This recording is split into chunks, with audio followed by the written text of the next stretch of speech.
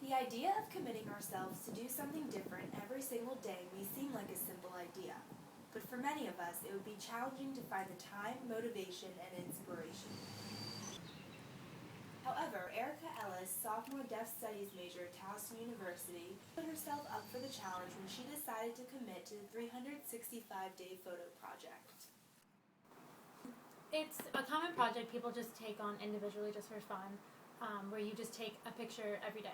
Before, I kept telling myself I wanted to start it, but I didn't want to start it just like a random day in the middle of the month, so I waited until the first of the year because I feel like it would be a good progression to see my life through an entire year.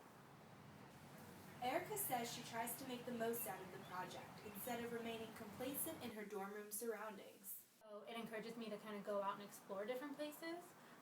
So recently I went to one of the Loch Raven hiking trails, and it's interesting because you get to know your surroundings in a better way than you wouldn't normally if you were just, walking around like everyday life. I actually went hiking with my mom one day at Cockatoo hiking trails, and I was switching lenses on my camera, and I just decided to experiment that day. And once I put on my macro lens, I got underneath of a plant and I shot it, and it looked like, it doesn't even like look real. It looks like it's photoshopped, and it's interesting to see like where the beauty really lies.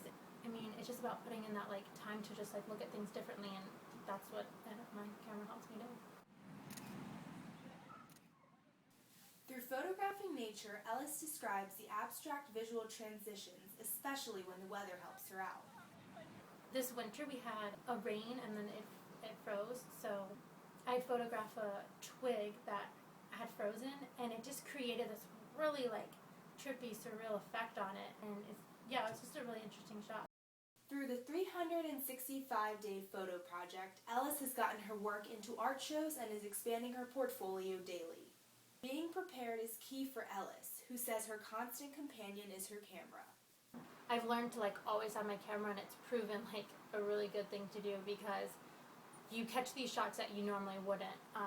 Like I went to a cafe with my friend, and the lighting was just like really awesome, and fortunately I had my camera, and I mean it turned out to be a great shot. And you can't like anticipate those things, like how the lighting is going to look in a restaurant.